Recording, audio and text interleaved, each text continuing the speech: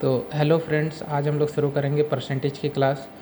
तो चलिए शुरू करते हैं। ठीक है, प्रश्न क्या कहता है कि ए की आयु बी से 70% अधिक है, तो बी की आयु ए से कितने प्रतिशत कम होगी। ठीक है, तो इसमें यही चीज़ कहता है, तो हम लोग इसको सॉल्व करते हैं। माना कि बी की आयु बराबर 100, तो ए की आयु बराबर कितने हो जाएगी 170, क्योंकि बी क्या है, बी से 70% अधिक है ए की आयु बी से, इसीलिए ए कितना हो जाएगा 170 हो जाएगा। ठीक है, अब इन दोनों के बीच का हमको अंतर निकालना है। तो ए बराबर कितना है 170 है, बी बराबर कितना है 100 है। 0 0 माइनस कर देते हैं, तो 17 में 10 घटाएंगे कितना आ जाएगा 7।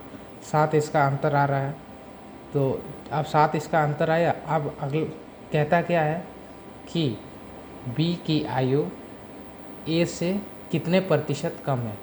बी की आयु कितना है, ए से कितने कम है। ठीक है ना, तो 7 अंतर आ रहा है, किससे कम है, ए से, बटे 17, ये 17 आया।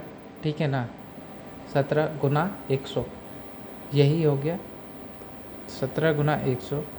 बस अब जब इसको सॉल्व करेंगे तो 41.176 इसका आंसर आ जाएगा। अगला प्रश्न देखते हैं। जैसे बोलता है ए बी से 80%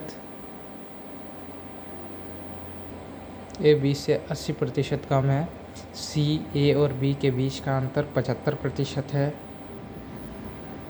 मैं फिर से बता देता हूँ, ए बी से 80% कम है, सी ए और बी के बीच का अंतर 75% है, और सी ए से कितना अधिक है, यही पूछा गया है।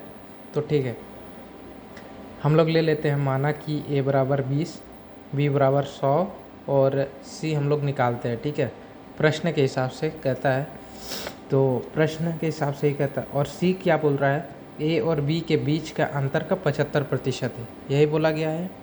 तो ए और बी कितना है, बी 100 है, ए 20 है, इन दोनों के बीच का अंतर कितना आ रहा है, 80 आ रहा है। 80 का 75% जब हम लोग निकालेंगे तो हमें 60 मिलेगा। ठीक है, अब हमारे पास तीनों आ चुका है, ए 20 है, बी 100 है, सी 60 है। अब अगला क्या कहता है, सी जो है ए से कितना अधिक है, तो सी कितना है 60 है, ए कितना 20 अधिक 20 है, दोनों के बीच का अंतर कितना है 40 है। 40 हो गया, किससे अधिक है, ए से, 40 बटा 20 गुना 100। ठीक है, किससे अधिक है, ए कितना है 20 है, और किससे अधिक बोला गया है, ए से, तो ए कितना है 20 है। ठीक है, तो जब हम इसको सॉल्व करेंगे तो हमारे पास कितना आ जाएगा 20। तो ये 20% जो है यही हमारा इसका राइट आंसर होगा। बस, तो जब कभी भी दोस्तों आपको आयु से संबंधित कुछ परसेंटेज से संबंधित कुछ इस प्रकार के प्रश्न आपके पास आते हैं, तो उन्हें हम लोग बड़ी आसानी से इस प्रकार से सॉल्व करेंगे।